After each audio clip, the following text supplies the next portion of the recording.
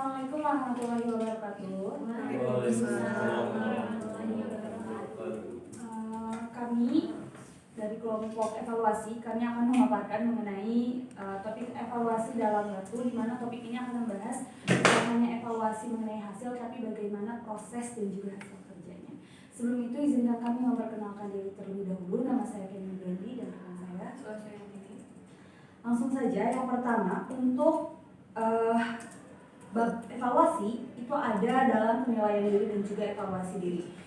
Biasanya kita mengenal penilaian itu hanya di akhir, bagaimana peserta didik akhirnya mendapat hasil yang sempurna. Akan tetapi menurut Wiggins tidak hanya hasil yang harus dinilai, tetapi bagaimana prosesnya itu harus dinilai. Bagaimana perkembangan peserta didik itu harus dinilai selama prosesnya sehingga mereka dapat mendapatkan hasil yang memang hasil itu gitu, murni hasil mereka gitu.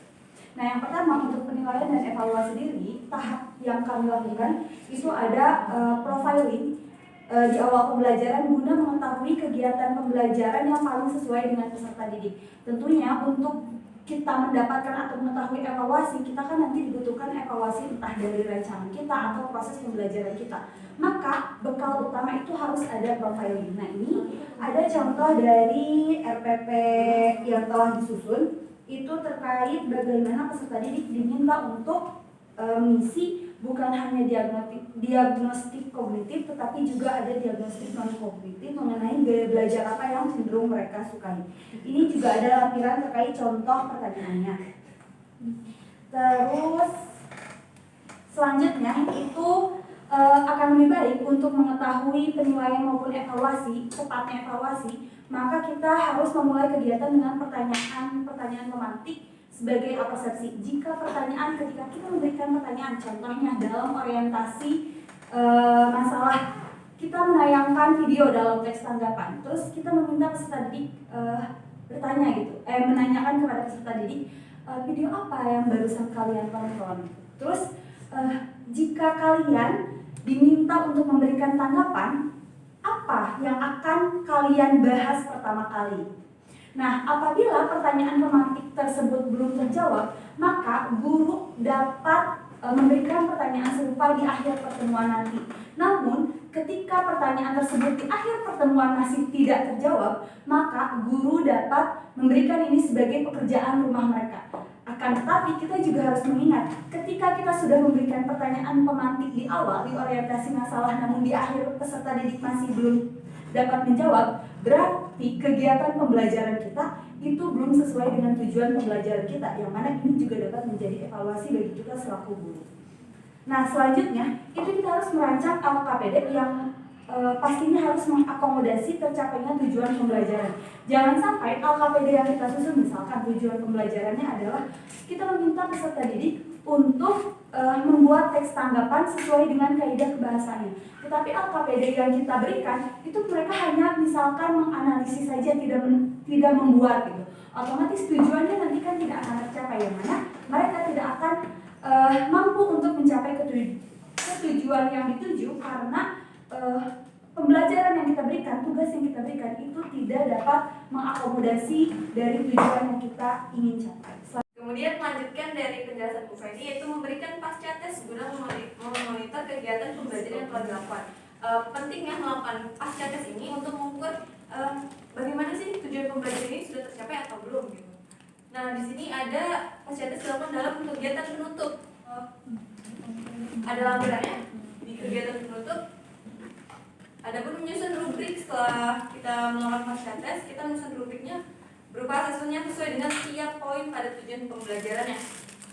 Ada rubriknya, ini rubrik tentang materi teks tanggapan. Kemampuan memberikan struktur penilaian dalam tanggapan, skor 3 jika peserta didik ini mampu memberikan 3 penilaian berupa pujian, kritik, dan solusi dalam tanggapan yang diberikan. Skor 2 jika peserta didik ini mampu memberikan 2 penilaian di antara pujian, kritik, dan solusi dalam tanggapan yang diberikan. Adapun skor 1 kesulitan untuk memberikan penilaian dalam tanggapan. Nah, masing-masing skor ini memiliki kriteria.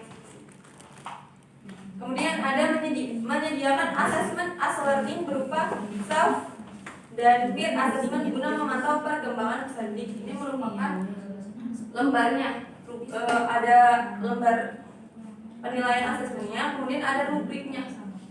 Nah, jika anggota menunjukkan sikap bersungguh-sungguh dalam proses diskusi kelompok, itu skornya 4. Jika anggota menunjukkan usaha sungguh-sungguh dalam proses diskusi, itu skornya 3. Dan begitu pun seterusnya hingga skor 1. Rencana lanjutan. Nah, rencana lanjutan ini setelah dilakukannya penilaian dan evaluasi, itu harus ada rencana lanjutan. Guna apa? Guna setelah penilaian dan evaluasi ini, rencana lanjutannya kepada siswa yang nilainya di bawah KKM itu dilakukan remedial. Kemudian jika siswa ini melampaui KKM, itu dilakukan pengayaan. Berikut ada lampirannya dan kriteria.